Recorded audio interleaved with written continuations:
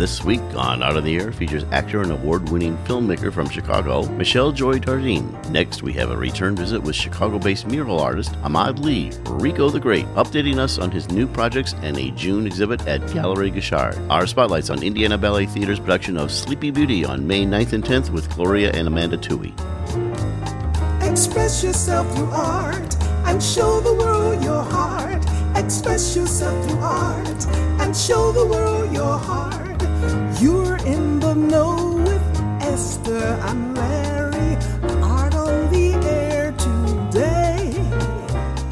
Stay in the know with Larry and Esther. Art on the air our way. Express yourself through art and show the world your heart. Express yourself through art and show the world your heart. Welcome. You're listening to Art on the Air on Lakeshore Public Media, 89.1 FM, WVLP 103.1 FM, our weekly program covering the arts and arts events throughout Northwest Indiana and beyond. I'm Larry Breckner of New Perspectives Photography, right alongside here with Esther Golden of The Nest in Michigan City. Aloha, everyone. We're your hosts for Art on the Air. Art on the Air is supported by an Indiana Arts Commission Arts Project Grant, South Shore Arts, and the National Endowment for the Arts. Art on the Air is heard every Sunday at 7 p.m. on Lakeshore Public Media, 89.1 FM, also streaming live at lakeshorepublicmedia.org, and is available on Lakeshore Public Media's website as a podcast. Also heard on Friday at 11 a.m. and Monday at 5 p.m. on WVLP 103.1 FM, streaming live at wvlp.org.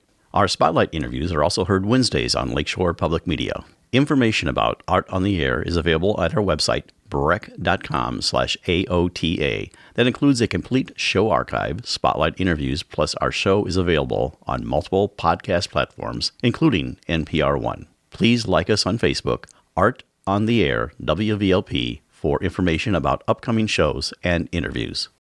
I'd like to welcome to Art in the Air Spotlight, and it's going to be our production of Sleeping Beauty by Indiana Ballet Theatre. And also we have some things we're going to talk about with their alternate group, the Kaleidoscope. And of course we have Gloria Tui and Amanda Tui to talk to us about that. Welcome to Art in the Air Spotlight. Hello, thank you. Aloha, it's so good to see both of you together. Yeah. Well, Gloria, we'll first start with you, Sleeping Beauty. And I know we talked a little bit about over the years how you re-energize each version of it. It's not just a repeat of something you've done before, either costumes or new choreography and everything. And so tell us a little bit about how Sleeping Beauty here is coming up in May is going to be different than what you did before. And actually, Amanda, since she's on right now, she's done a lot of reshaping some of the dances and bringing in some of new dancers to demonstrate. Yeah, I'll take over for just a moment, if you don't mind, Larry. So actually, we have re-envisioned some of our typical core ballet pieces as well as the solos, and we've revamped some of them this year. We have a crew that is a bit more advanced and they can handle a bit more, and so we gave it to them and just restaged it in a way that I find invigorating and refreshing, to be honest with you. Karabos is the bad guy. That's the Maleficent. And Karabos is not only dancing in point shoes rather than character shoes, as sometimes happens, but she will be engaging in pas de deux during the fight scenes. She'll be tossed around the stage and she'll be dancing throughout the entire time. She has a nice group of bats that are dancing with her, and she's very dynamic. Somebody that you normally see in our role of Sugar Plum Fairy, Christy Victor, is actually one of our Karaboses, and Grace Griffin was from Valparaiso, is going to be the other one. It's quite nice. Aurora is from Valparaiso. We've got dancers from all over the place here and new choreography. It's very exciting. It's very vigorous. So how far out does the reach go for dancers when you do something, a big production like Sleeping Beauty? It can go as far south as maybe Jasper County, farther over by Wanata, and over to north, even Whiting and Gary, and down south to Lowell. Even some come over from Chicago. All over the place. A lot are from Lake and Porter counties. And you have some people that also, I remember one of your ballerinas also did in the past your costumes. Is that still going on? Yes, she's the lilac fairy, which is the good fairy that changes it from dying to sleeping for Aurora. And she does the costuming. So I still do a little bit of that. So. Excellent. I remember we interviewed her a long time ago when we were doing this live in the studio. So we had her in there. So excellent. And you're performing this. Of course, I was there I never was there for your first performance, but IUN main stage. I was there just for that short interim period. But you're doing it there, and maybe tell us about the dates and times, and we'll revisit that at the end also. Yeah, it is May 9th and 10th. May 9th at 1 o'clock p.m. and the 10th, which is a Saturday, at 1 o'clock and 6 p.m. The tickets are on sale right now at 22tix. You can actually go onto our Facebook page or website, ibt.org, or just on Facebook to Indiana Ballet Theatre, and you can see the links there. Perfect. Still have a 10 a.m. field trip performance also on that first day. Right. So tell us about Kaleidoscope. That's something else that, Amanda, you've instituted and working with. And first of all, what is it and how does it differ from the regular ballet theater things that you do? Absolutely. Kaleidoscope is a modern contemporary dance concert. It's a professional dance concert where it's not a recital or anything like that associated with the school itself per se. It is associated with the company, and it's just dynamic. It's physically athletic, demanding work. It's precise. Personally, I find it very, very exciting, though we do also have emotional pieces in there as well where they connect. The costumes are colorful. I have professional alum coming back this year who have Simone Denwood, who's in New York right now. She graduated from SUNY. We have Sofiana Bodish. We have quite a few people coming in. I won't name them all, but all new choreographers and a diverse cast. It's new work this year. We only have a couple of pieces of repertoire that has not been performed in probably about 10 years, but everything else is brand new and exciting. So is Kaleidoscope exclusively with people who are dancing within your organization, other than the alumni? It is this time. Sometimes we do bring other people in, but this time it is exclusively Indiana Ballet Theatre adult and company 1 and 2 members. Sometimes we get those trainees in there as well for a cameo. It gets them involved and they get excited and can't wait until they're the lead people in the show. But this year we're grouping some pieces together, so there will be fewer breaks in the show. There will be an intermission, but longer pieces. It's kind of like what you would see in any metropolitan area, to be honest. Chicago, very similar as this show. Excellent. Well, we're getting in our last minute here, so tell us about dates for that. And I know you don't have the times and everything all set for Kaleidoscope, but just give us that so we have a run-up, and then we'll go back to Sleeping Beauty. Sure, absolutely. That is at the Memorial Opera House, the revamped and beautiful one here in Valpo, and it is May 31st, and that will be on our website as well as Facebook. Very good. And it is 2 and 7 p.m. We have got 2 performances. And Sleeping Beauty, one more time, dates and times? That's May 9th and 10th. Public shows are May 9th at 1 p.m. and then the 10th are 1 p.m. and 6 p.m. at Theater Northwest. We do have that school trip in the morning on Friday. There's a few seats left, but generally that's for schools and special groups. Excellent. Gloria and Amanda Toohey from the Indiana Ballet Theatre with great events coming on. Thank you for coming on Art in the Air Spotlight and sharing what's going on in your world. Thank you. Thank you both. Art on the Air Spotlight and the complete 1-hour program on Lakeshore Public Media is brought to you by McCauley Real Estate in Valparaiso, Olga Patrician, Senior Broker. Art on the Air is supported by an Indiana Arts Commission Arts Project Grant, South Shore Arts, and the National Endowment for the Arts. And as a reminder, if you'd like to have your event on Art on the Air Spotlight or have a longer feature interview, email us at aota@brech.com. That's aota@brech.com. Hi, this is Morgan McCabe, freelance theater professional and writer for the Northwest Indiana Times. You are listening to Art on the Air on Lakeshore Public Media, 89.1 FM, and on WVLP 103.1 FM. Thanks for listening. We would like to welcome Michelle Joy Jardine to Art on the Air. Michelle Joy is an actor, award-winning filmmaker, writer, and digital communications professional who specializes in blending political communication objectives with engaging narratives. Passionate about social justice, politics, urban planning, and the intersection of social change and education through storytelling, she provides a unique point of view to any production. Thank you for joining us on Art on the Air. Aloha and welcome, Michelle Joy. It's such a pleasure meeting you. Hello, thank you for having me. I'm excited to be here. Well, we're glad to have you here and representing the Toll Theater for your upcoming production, POTUS, which will be coming up later, opening on May 2nd through the 11th, and we'll have more about that later. But right now, we want to know more about Michelle Joy, about your, I call it, the origin story, how you got from where you were to where you are now. So tell us all about yourself. Yeah, I'll do the hero origin story, not the villain one. But Do both. Do do both. both? Oh no. But yeah, I'm actually from Chicago, born and raised. So from the Northwest side, that's kind of where I've enjoyed the urban planning and the architecture. You have to enjoy those things in Chicago, I feel like, to be a true resident. But I didn't really start doing theater or acting until college. So I went to a boarding school that it was like a public boarding school, to be clear. Like, I know what my parents did not pay for it. Don't get the wrong idea. But theater happened there, but it wasn't like, the main thing. And I played sports instead. But then I was like, wow, I've always said I wanted to be an actor. So why don't I just do it, finally. And so I auditioned for BFA programs. I ended up getting my BFA in acting from the University of Cincinnati College Conservatory of Music.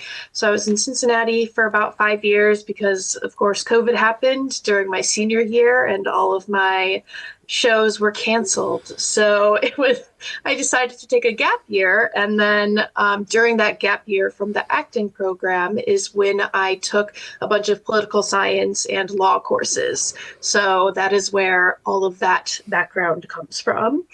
And I really was interested in digital media and videography as well. I wrote a short film that I directed, produced, and starred in that did pretty well in the festival season. I got into 11 film festivals, won 4 awards, and was nominated for 10. And that film got me into the Tim Ryan Senate campaign. So I've actually worked in politics. So when this play came across my radar, I was like, wow, I've been one of the 7 women keeping a politician alive, So I was like, I have to be in this at some point. And that was the Tim Ryan Senate campaign. Obviously, I don't know how obvious this is to everyone, but we lost to J.D. Vance, who is now our vice president. So I guess you can thank me for that. And then after that, I worked at City Hall in Chicago, which was as interesting as you would think it would be, based on whatever you've read about Chicago politics. Then I moved back to campaigns, which is where my heart is. And I worked on many different campaigns with a consulting firm, including the presidential. And that's actually when I booked my first professional theater gig in Chicago. So October, November was a crazy busy time for me. I was in Rabbit Hole by David Lindsay Abaire. And since then I've been doing freelance work for organizations and a bunch of lawyers who are organizing and doing advocacy work for them. And then, of course, I started here in POTUS at Tolls. So that is kind of the background of my life. And it feels like I kind of fell into everything. So I guess I'm thankful I fell in a way that I enjoyed, All right. So now we're going to talk about the villain aspect, so I'm going to take you back. So Michelle Joy, what was your family household like as a little girl? Were you the performer, and was that encouraged in like elementary school and your middle school? I mean, what were those days like? Yeah, I definitely was a performer. My mom would be like, what is hamming it up or something? You're a ham. She would say things like that. I remember when I was 5, like I put on a little production of wizards and witches like in my living room for my parents. I mean, kind of everyone does that. You get the cousins together, you're like, here's our dance. And good thing no one really had phones back then, because it's good that was not That is recorded. the truth. That did not need to see YouTube or anything. But, I did little things like that all the time. And whenever there was like a presentation opportunity in school, or like presenting a poster board or something, that was always my favorite project. I was really intimidated by theater in middle school. So in middle school, everyone who did theater was very like, I get private lessons and I've been doing community theater, and so I wasn't like brave enough really to audition or do a lot of that. And my parents always loved that I was like, I want to be an actor, and that I was gregarious and could do public speaking without worry and whatnot. But I wouldn't say they were the most encouraging of that career path, and they didn't necessarily cultivate it in me as a younger child.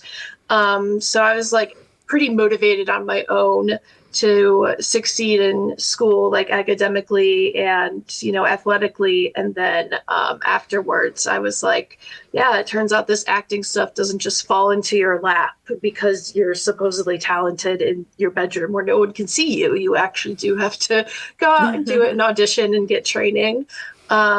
So yeah, but I'm actually really thankful for the education I received, especially at my public boarding school. I think, I was able to read a lot of literature and learn so many things that have really contributed to my ability to be an actor and really get into some characters that maybe other people who have, just kind of been in the performing space for a long time wouldn't necessarily understand as well right off the bat. So I think, the unique experience of not doing theater and performing arts when I was a kid, I was really scared at first, going to college, I'm auditioning. I was like, I'm the worst here. But now I think it just kind of contributes to, what unique background I can bring to any character. So I know, because I watched your clip, and your face is so micro expressive. Thank It was you. just really like all those emotions just running just so subtly across your face. So that kind of like what you just explains that sensitivity, I think. I'd like to talk about your filmmaking. Tell us a little bit about your process, some of the subjects you have done so far, and we've seen some of that, but also some of the things you'd like to do. What do you see kind of, and this may be kind of a future cast question, isn't that, do you see pursuing acting as a main thing, or the filmmaking, or your political course? Tell us about the course you have in your young life here. Well, yeah, that is a great question. If anyone's a psychic, please let me know, and you can find me and tell me what my path in life is. But right now, I've just decided that I can do everything. I don't really know if that makes sense, or but we're trying. But the filmmaking, so my debut short film, We Want A, that's the one I was talking about earlier, that was in 11 film festivals and screened at every indie film here in Chicago. So I was able to see it at the Gene Siskel Film Center for the Midwest Film Festival, at Music Box for Film Girl Film Festival, and a lot of other little theaters. Well, not so little, but not so, just like not AMC, right? And so that was really exciting to see my film up there. I wrote that film because originally in my acting for camera class, my teacher was like, bring in a scene. And I didn't really watch a lot of TV, because I was busy with my full-time job and also in school. So I was like, with the class before, I was in an intro to political theory class just before my acting for camera class. I just threw that script together and I was like, we should do this. But it ended up being 16 pages, and they were like, this is way too long to do for this class. But I was like, I kind of want to do the script at some point. So this summer before I graduated and before all my friends left, because I'd taken a gap year, I threw it together, and I worked in a restaurant and they were closed Monday, Tuesdays, and I was a manager there. So they let me film for free.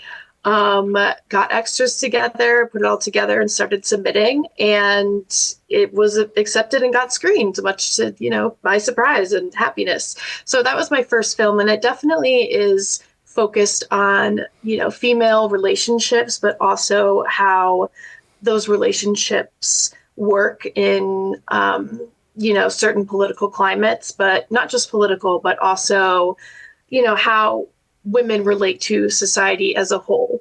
So there's a lot of talk about motherhood and what that means, especially for the young women. In the film, it's a brunch film. So if you like Sex in the City, witty kind of conversations, you'll probably like this film. And you can find it on Vimeo and on my website. And since then, I've definitely put some scripts together, but I'm ready to do more of like a feature. They say write what you know, and as we've discussed, I've really been in the political arena for a couple of years now. So figuring out how to tell that story without violating any NDAs is kind of where I am at right now. And I do want to be an actor, but the thing about acting is it's like someone has to choose you, right? So you audition and you audition and you audition, and someone else says, yes, you are right for my project and come and do this.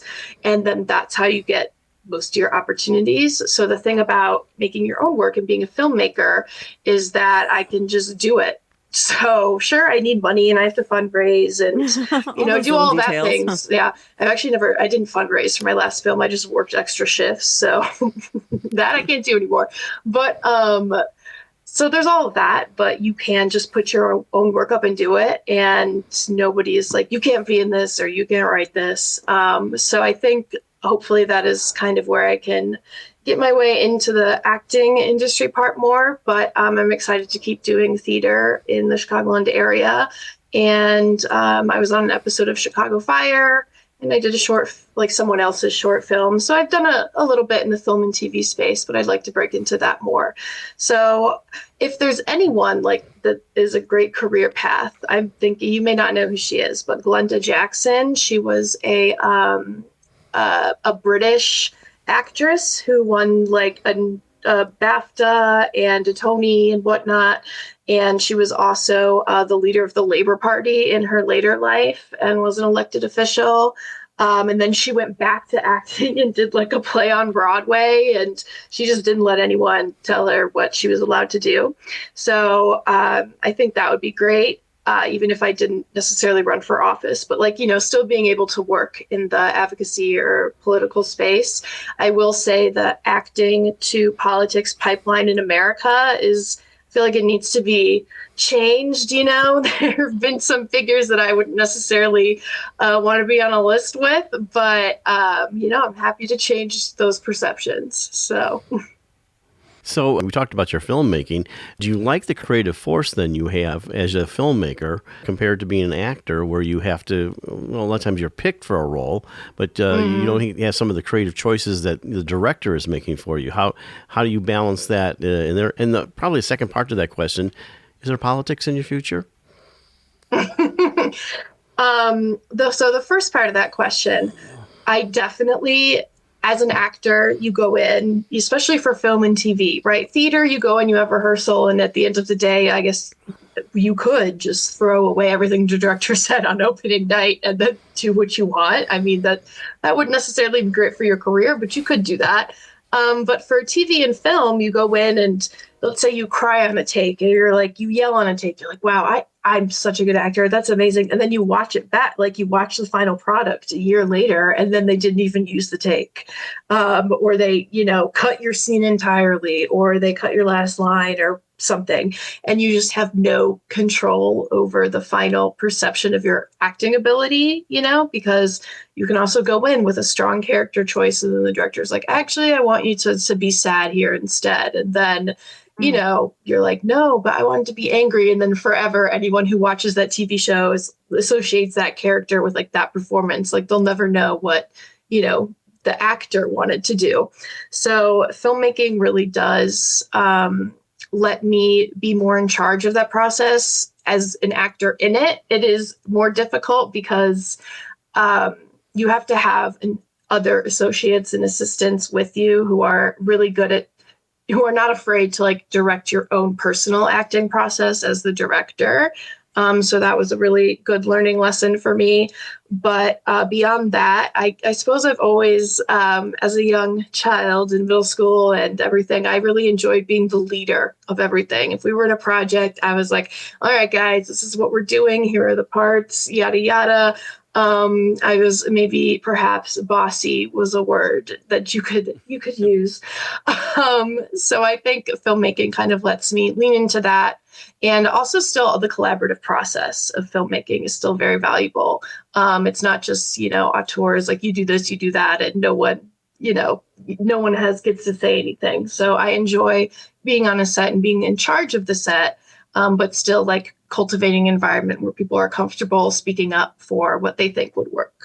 And in terms of politics in my future, I'm definitely, going to keep working on campaigns and for advocacy orgs. I'm in the process of looking for another full-time job because, typically after each campaign season ends, then you're unemployed. So politics can kind of be like acting in that way. So I definitely want to keep working in that space. And I have some friends who are probably going to run for office one day. So I'd love to support them in any way I can. And yeah, hopefully I can just use my storytelling skills to advocate for the causes and candidates that I believe in. So had you had experiences with the Toll before, or was it the play that brought you there? Yeah, I'd heard of the Toll. So my first show, Rabbit Hole, one of the actresses in that play was closing a show at the Toll at the time, and she is the one who told me about the audition in the theater. And then when I saw they were doing POTUS, I was like, I have to go to this. I have to drop everything and go to this.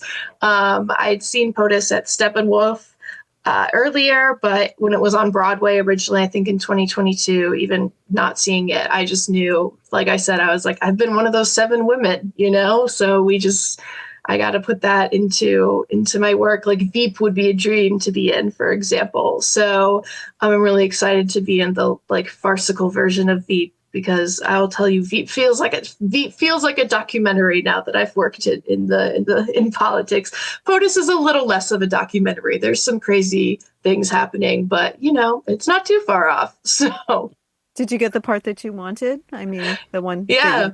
Yeah. I actually, reading the script, I really enjoy the, press secretary and the chief of staff roles, but they are like older characters. So I figured that, my chances of getting those roles would be lower.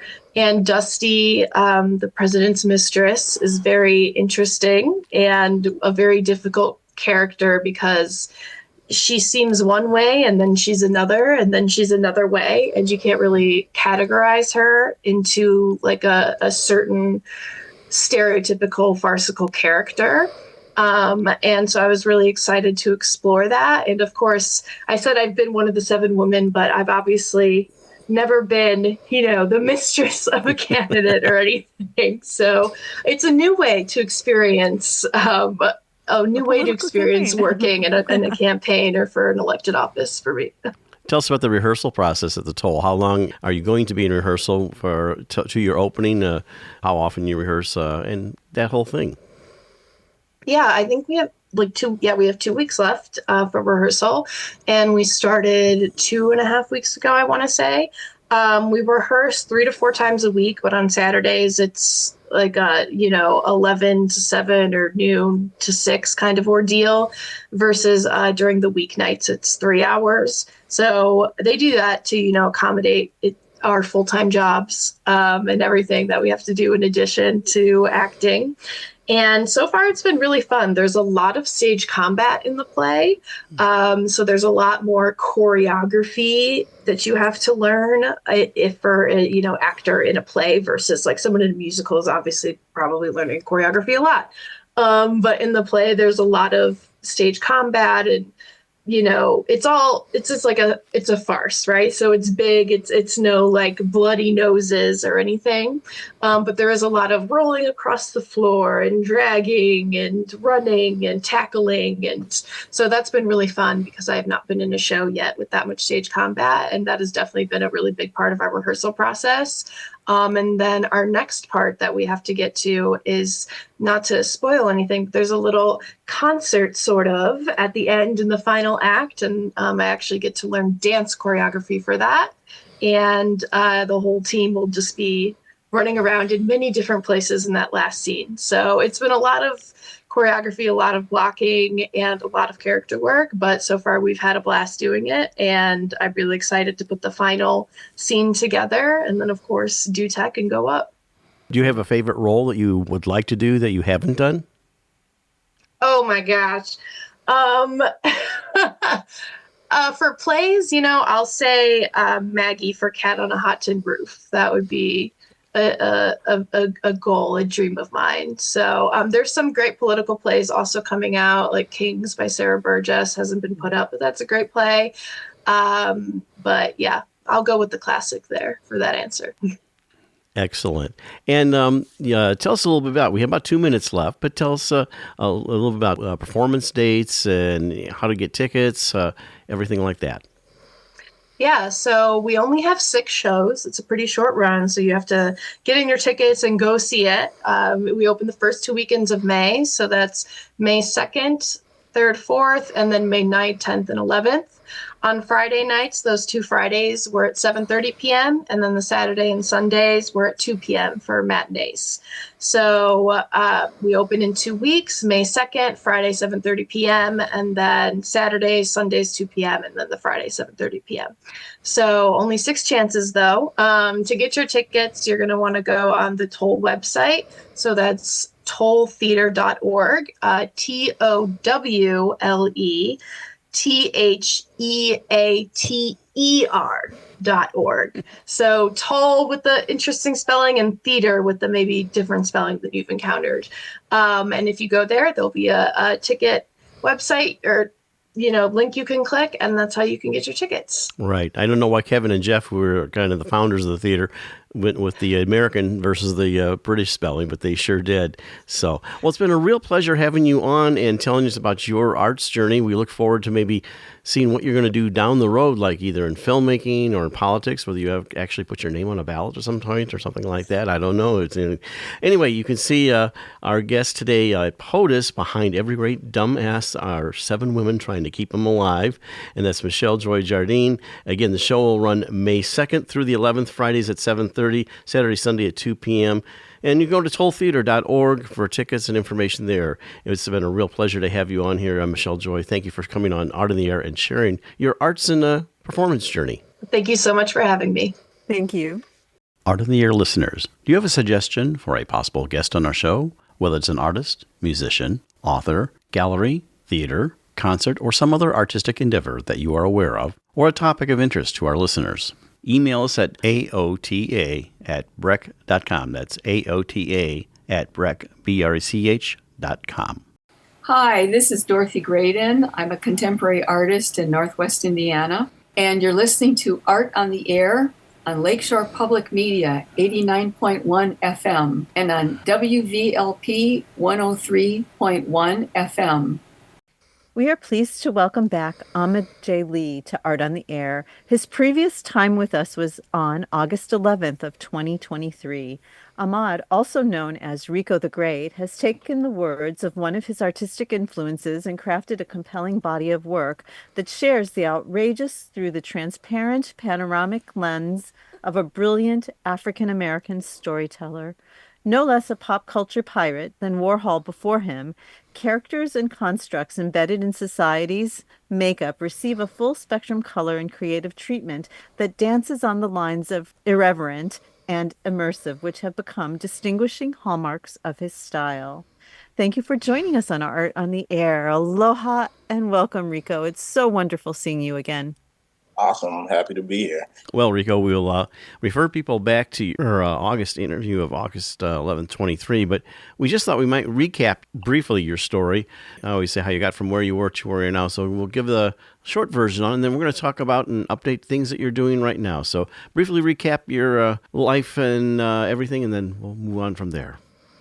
Okay. Well, as you all mentioned, I go by Rico the Great, and I do all my art stuff, and I'm 38 years old, and I live in Chicago, Illinois. I'm born and raised here, I think it's the greatest place in the world. So I always love shouting that out every time I talk about the city. I have been doing art, murals, commission pieces, gallery shows, graphic design, web design, apparel design, pretty much my whole life. I mean, from 13, 14, 15, I started doing corporate jobs because I met some cool people when I was going to Columbia. Uh, and researching on my college to actually go to Columbia, I met a lot of people, and I just stayed on people's butts. Like, hey, I need you to remember me. Call me. Hey, if there's a party you can get me in, if it's underage, like, I'll be there. I'll show up. Like, I just always just want to show up and just be involved. But I've been doing art since I was a kid. My mother was a teacher and always just kept me with all the colored pencils, all the markers, all the construction paper, and they could leave me in a room and they come back and it'd be a masterpiece made. So I've been doing art my whole life, and it's just kind of just took over. Did you get a lot of recognition for it in school? I mean, were you known? I mean, yeah. I definitely did. In grade school, I couldn't say I was taking it super serious, but in my art class, I was the best student, and it just was me doing the stuff I was doing at home and everything like that. And my teacher, Mr. Barron, he was always on me. But when I went to high school, my next art teacher named Jack Mayer, who was a phenomenal like color pencil artist, he really told me like, hey, I make money doing this outside of being a teacher. Like, and all his pieces were just amazing. Like, and he really took on to me and one of my fellow students, a brother named Matt Warren, and he really put his money behind us in high school to actually show us like, yo, you guys need to be in contests. You guys need to take this serious. You need to think about going to art school.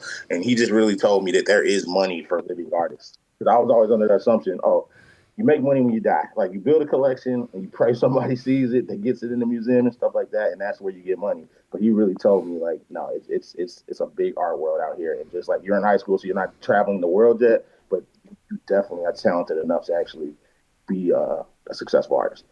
So visually, how would you describe your art? I'm looking at your website right now, which I know you're going to update. You talk about being a muralist, but some of your works, I think, are like almost like murals indoors, so to speak. So, but describe some of the themes that you have in your work, and of course, I can say this is almost all your work is very bold and bright and colorful. But let's talk a little bit about your work, just from your perspective. I mean, in one word, I would say my word is colorful, and I guess I could throw abstract in there as well. I'm all about kind of just doing and throwing pieces together with like the emotions of the day. So, and it's crazy because I paint really fast and I can do large pieces really quick, but you might start a piece on a Monday, go to sleep, not touch it again until Wednesday, Thursday, or Friday. And in that time, the world just could change like drastically. Seriously. So, I mean, so it's like I might be speaking on politics at the beginning, and then something crazy might happen in my neighborhood that resonates with me. And then that'll be another portion of the piece.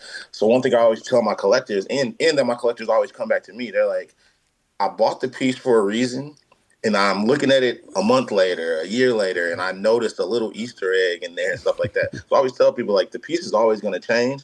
And I had some collectors that tell me, they say, you put so much in there, you should pull each one of those ideas and make it into a piece itself. But I'm like, it's hard with me. Like, I don't start a canvas knowing exactly where I want to go. Right. Like, Your brain is multi-layered, and so are your paintings. Yeah. Definitely. And then sometimes you're painting over paintings that you made 10 years ago that still had a message. And I've had clients that love that. They're like, you need to do more of that. But it's hard. Like, I paint just from a place of just what's going on and everything like that. So I get a lot of flack from certain people. They're like, man, you could just do so much more if you just separate these pieces and these ideas into separate pieces. But I'm like, it wouldn't satisfy you the same way, I don't think. Yeah, I feel it would look so blank and bare, but I have had pieces that, like, you look at them like, yo, there's nothing else. And it's very simple, but it's very rare for me. Because, like I said, I'm always want to be aware. I get to travel a lot for a lot of my work. And I just like researching what's going on in that part of the world or in that city. And what are those laws? And, like, where should I go? Where do you find the real genuine people? So, like, I just love learning. So you're always ever learning and seeing what's going on and adapting to situations that, my pieces just, they show that. Right. And what I like about it is that I don't think you can ever fully see all of it ever because every time you look at it, there's a different angle and a different interpretation. So it's one of the kind of paintings that you just can never get tired of because Yeah, you're never going to see it the same twice. facts. And it's hard to duplicate. Like people, I'm about to go off on a little tangent, but like people always say, "How do you feel about AI and everything? Do you think it could adapt and start pulling your style?" I was like, I mean, yeah, cool. It works in certain ways. I use it as a tool in a lot of other of my businesses and stuff like that. But it doesn't scare me about like the art world and stuff like that because like my pieces is so much. Like it can get a snapshot of it, but it can never ever pull everything from one of my pieces. So So, kind of off the rail, but. so since we talked to you last, you've been involved with like World Basketball Day. How did that come about? One of my good friends connected me with the YMCA because they had seen I had done some work with a brand called Round 21. And we did something with the Chicago Sky in the University of Chicago for a day that they were hosting for one of the games. And the World Basketball Day thing came up because he was like, I know a dude that's an artist, cares about the art, and he really just creates cool pieces and he does apparel as well. So we had an initial meeting and they liked my work and they were really excited to just work with me. So they hired me to create 5 pieces and we only settled on 2 or 3 of them and we released them with the Sky and they did pretty well. What do you do with Paint the City Chicago? That's kind of a current thing. You're doing that. So what is that about? So Paint the City Chicago is a nonprofit that I was lucky enough to help start with 2 of my friends, Barrett Keithley and Missy Perkins. It kind of came about because during the pandemic, when they were boarding up all those windows all through the city, everything like that, a lot of the business owners and a lot of the people in each neighborhood were like, this is making our town look a little crazy. And I believe the first spot we did was in Wicker Park. I can't remember the French restaurant's name, but it was a guy in a restaurant group, and he wanted his windows painted. He said, "Hey, if it's going to have to look like this, we should probably put art on there." And once he started it, it just took off through the city. Um, I was lucky enough to be a popular enough artist where people were calling me all the time to come and touch their boards and everything like that. But in that, it was so many boards, we needed more artists. So we got noticed by the city of Chicago. I want to say it was DCase, I believe. I think that's what they're called. And they actually sat us down and was like, you all should make a business out of this. Because what happened was a lot of the artists that were getting hired didn't know how to properly write a budget. They didn't know how to write materials in their budget. They didn't know how to write travel. They didn't know how to write food. And they just didn't know how to actually properly run the scope of a project. And so in that, we sat down with them and the city was like, we'd help expedite getting you your 501c to actually hire artists, teach them the game, and get them, get them jobs. And after the pandemic went away and that stopped happening, we started getting a lot of city opportunities to do murals. And then inside of that, we hired more artists and we actually built a humongous network of young artists that actually can learn the game, teach the game to the new people coming up. And the city really backed us up with it. That's phenomenal. Mm-hmm. So what projects are you working on right now? I know there's murals and everything or other art pieces. Since we talked to you last back in 2023, what are some things you're working on and coming up down the road? Well, I'll go with the stuff that's about to happen now. I believe I want to say it's not August, April 24th. The NFL is having the draft combine at Lambeau Field, and that's where the Green Bay Packers play. And a company I work with, Round 21, hired me and another artist to actually create apparel around the draft for Lambeau Field in partnership with the Green Bay Packers. So they're expecting, I believe, 40 to 50,000 people around the area throughout the 4 days where they do the draft. And we're 2 of the artists that are outside of just the NFL and their regular apparel. We actually have a capsule that's going to be sold and hopefully sell out throughout that whole time. So that's the closest thing coming up. I have a mural coming up with the Cook County Board of Health. They hired 2 artists to do 2 murals in the city. And I'm still waiting on the contract for that, so I don't know exactly where my mural is going to be. But we just had like our first onboarding call, and they told me that I was one of the artists selected. So I will be doing a mural somewhere at one of the Congratulations. thank you at one of the Cook County Health facilities in Chicago. And then the biggest thing that I have going on is the show at Gallery Gashard, which is going to be on Friday, June 20th. And it's called Fairy Tales in the Hood. And it's basically just about like my upbringing and all the things that I saw in life. And like I said, I've been blessed to travel and everything and go to see other neighborhoods. Like hood to me, doesn't mean just, oh, like the bad neighborhoods and stuff like that. It's like everybody's neighborhood. So I've been blessed to go all through Chicago, and it's super segregated. So I get to see, how the Asian people live and how the Russians and Ukrainian, and I got you pool with a lot of Ukrainian and Russians, and it's insane because I mean, if you don't get out and get to be accepted in these neighborhoods and actually, make friends with them, you'll just never know how deeply rooted like their real homelands are in these places. So Fairy Tales in the Hood is just a story about like my upbringing and just how, you know, the black culture is so like prevalent in every single part of society and everything like that. So it's like hopefully the art pieces actually can speak to that. You're listening to Art on the Air on Lakeshore Public Media 89.1 FM, on WVLP 103.1 FM. As you were describing all the murals, I was thinking, gosh, does he even have time to paint anymore? So it's really nice that you have this show coming up because it pushes you back into the studio, I guess, because Oh, yeah. it seems like everything has kind of exploded in a fabulous way with like all these different organizations talking to you. It's nice that you're still connected to the canvas you know. Yeah, see, my studio is based in my home at the moment, so it's awesome waking up when I don't have like a design job or like a website or something to do, and I can have like 6 or 7 hours just to like turn some music on and get lost in the canvas. So yeah, it's been fun working on this show. I was always shooting. Usually, I'm always like up to the last minute and like under the gun to like get the pieces framed and to the studio. So on this show, I was like, we started the process so early. I'm aiming to have all my pieces delivered by the 20th of April, which is I Wow. get a couple of days off, and I just wanted to be like a couple months ahead of it so I could really focus on getting the right people in the building and like not stressing like and rushing the process. So I like how this process went. I'm going to try when I work with other galleries and do my own other shows to kind of like adapt this model. So Rico, what are you listening to then when you're painting? I have to know. I mean, I'm all over the place. It'll be some country, it'll be some Prince, some Rick James. I mean, some Jay-Z.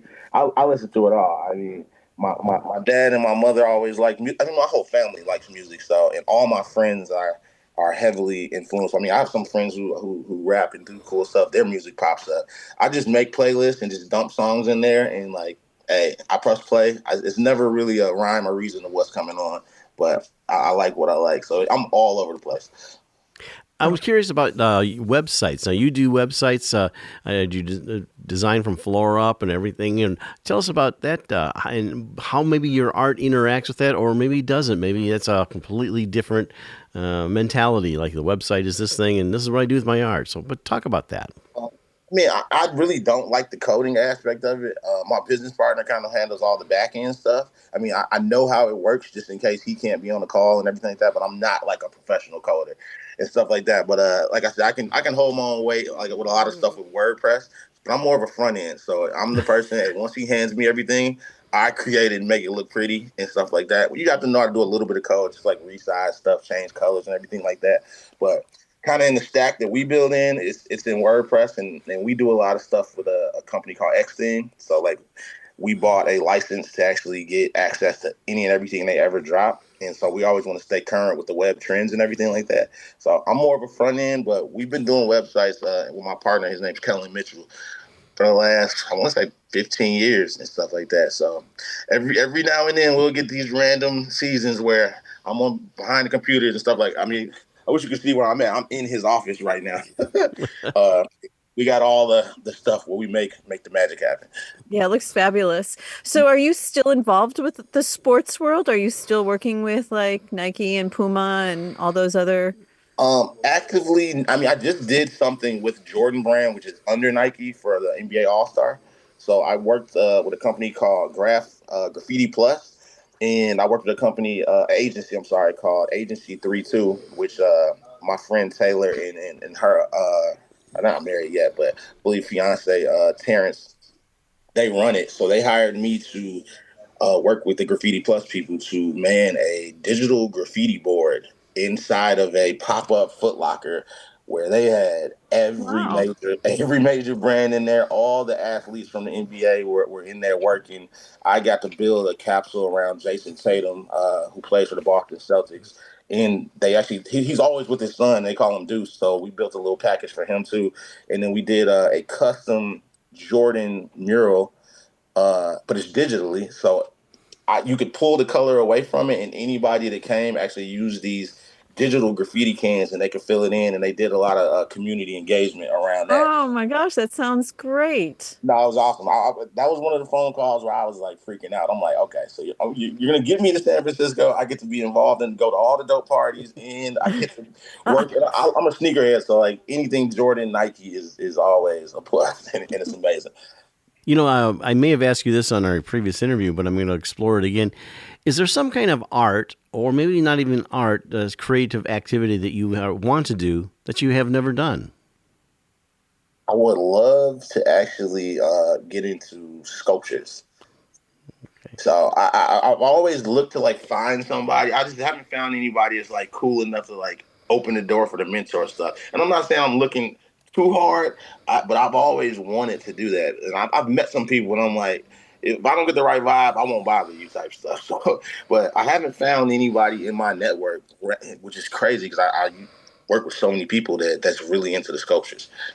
Well, maybe we can hook you up with one of them on our show. We've had a lot of sculptors on our show, and maybe they make that connection, whatever it would take. Hey, yeah, because I think your work and your style would translate really beautiful into sculpture of all sizes, you know? Definitely. I mean, if you got someone in network, I'd love to have the conversation because that's the one thing I've always thought about. But I'm like, I just don't even know where to start because I just haven't really met anybody that's like super close in my network this now. So April 20th is like right here. So you are on schedule to meet your self-imposed deadline? I was really on schedule. I had a little family emergency that happened last week, so it kind of took me off the grid for a little bit. So I think I would have hit it dead on. But I mean, as long as no more hiccups happen over the next couple of days, I think I could still hit it because I mean, I love knocking goals out. So I mean, I wouldn't feel bad if I finished everything on the 22nd or something like that. But I hope I hit it on the 420. Oh, it's very impressive. Thank you. And any other long-term exhibits? We talked about some of the future things. You got the Gashard exhibit, but like coming up later in the year or next year, projects? I've had a couple meetings. I'm trying to do a show. It's actually like I'm trying to get the best way to put it. I had a meeting with one of my friends who's a collector and a very, very successful businesswoman. And she asked me like what I wanted to do in the next like 1 or 2 years, and one of my biggest things was I wanted to actually be on the Art Basel scene. So not just like Art Basel in Miami. She explained. I didn't even know how big the scope of Art Basel was because I've done shows with like sponsored shows with like Mountain Dew and Red Bull out there, but that's not Art Basel. Like I want to because like I researched something. I think they said that the last year, the average cost of each piece sold was $16,383. I want to get in that. I want to be in that zone. But she explained that it takes a lot, and you actually have to go and travel and get. The people need to know who you really are to get in there because it's some big time art stuff going on. But in that meeting, we discussed doing something in Tokyo because I know she's done business out there, and we had a discussion about kind of doing a hijack show out there, like renting a space out there, bringing materials out there to do paintings, taking artwork that's already done specifically for Tokyo, getting it framed how they like their stuff in Tokyo, hanging it, working in there, bringing speakers, like just having the time of our lives, like I do in Chicago already, but in Shibuya, I believe she said, it's like the Manhattan out there. And she's like, that would cause such a stir. Like, it's so exciting. So we're trying to do that. We're working logistics, and I'm saving my coin because we did the math on it. It's going to cost some money, but if we can't do it this year, sometime next year, I'm gonna go out there and just and shake up their art scene and have them asking, "Who are you and why are you from Chicago doing this here?" And hopefully get some press that'll make us a lot of money. Yeah, we're rooting for you. Thank you so much. What do you do for fun outside of art? I love shooting pool. Like I'm a pool shark. I make a lot of people mad because I play with one hand. They think I'm trying to be cocky, and I just grew up in a pool household, and I play with a lot of people that play with one hand. I was like, yo, I want to master that, and I mastered it. So I love shooting pool. I love eating, so I'm always down to go get some food and try a new restaurant. And luckily in Chicago, there's so many places, and then traveling, I'm always down to get on a flight. Great. Well, in our final minute here, I want to give you a chance to share how people can find your work online and just recap some of your upcoming events coming on for yourself. Okay. The best place is to find my artwork is Instagram. So it goes by Rico the Great. So it's the @ RECOTHEGREAT. And then my website, which I'm refreshing, but it still has a lot of work on there, is www.ahmadlee.com. And then my show is going to be at Gallery Gouchard on Friday, June 20th. So if you're free and in the area, please pull up. It'll be a great time. Well, we appreciate you coming on Art on the Air and giving us a visit and kind of updating Ahmad Lee, and otherwise known as Rico the Great. And you can find him also at the Gallery Gouchard website, and he has his own page there. Thank you so much for coming on and sharing your ongoing art journey. No problem. I'm so happy to be here. Oh, yeah. It's so fantastic seeing you. Best of luck. Good. I'm happy to see you guys are still doing good. We'd like to thank our guests this week on Art on the Air, our weekly program covering the arts and arts events throughout Northwest Indiana and beyond. Art on the Air is heard Sunday at 7 p.m. on Lakeshore Public Media, 89.1 FM, also streaming live at lakeshorepublicmedia.org, and is available on Lakeshore Public Media's website as a podcast. Art on the Air is also heard Friday at 11 a.m. and Monday at 5 p.m. on WVLP 103.1 FM, streaming live at wvlp.org. If you have a smart speaker like Amazon Alexa, Google Assistant, or Apple Siri, just tell to play Art on the Air to hear the latest episode. Our Spotlight interviews are heard every Wednesday on Lakeshore Public Media. Thanks to Tom Maloney, Vice President of Radio Operation for Lakeshore Public Media, and Greg Kovach, WVLP's Station Manager. Our theme music is by Billy Foster with a vocal by Renee Foster. Art on the Air is supported by an Indiana Arts Commission Arts Project Grant, South Shore Arts, and the National Endowment for the Arts. We'd like to thank our current underwriters for Lakeshore Public Media, Macaulay Real Estate in Valparaiso, Olga Patrician, Senior Broker. And for WVLP, Walt Breidinger of Paragon Investments. So we may continue to bring you Art in the Air, we rely on you, our listeners and underwriters, for ongoing financial support. If you're looking to support Art on the Air, we have information on our website at breck.com/AOTA, where you can find out how to become a supporter or underwriter of our program in whatever amount you are able. And like I say every week, don't give till it hurts. Give till it feels good. You'll feel so good about supporting Art on the Air. If you're interested in being a guest or send us information about your arts-related event or exhibit, please email us at aota@breck.com. That's aota@breck.com, or contact us through our Facebook page. Your hosts were Larry Breckner and Esther Golden, and we invite you back next week for another episode of Art on the Air. Aloha, everyone. Have a splendid week. Express yourself through art and show the world your heart. Express yourself through art and show the world your heart. You're in the know with Esther and Larry.